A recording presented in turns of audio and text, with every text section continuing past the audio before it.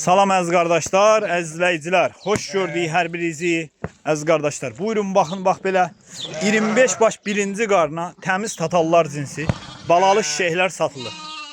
Buyurun baxın, bax belə düm bozkərə quzular da yanında. Düm bozkərə balalı şişəklər. Şişəklər də bozkərə, balalar da bozkərə.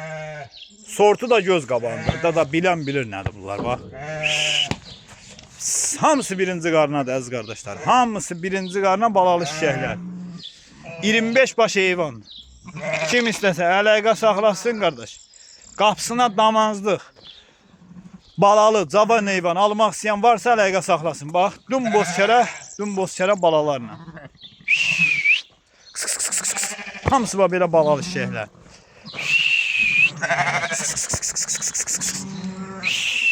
...25 baş heyvanlarız kardeşler. Bak böyle. Maşallah olsun. Hamısı da inek kimi süzdü heyvanlar. Hala birinci qarnadılar ha. Hamısı birinci qarna balalar. Hamısı. Bunlara bak. Birinci qarna balalı şişəklər. Kim istəsə əlaqə saxlasın.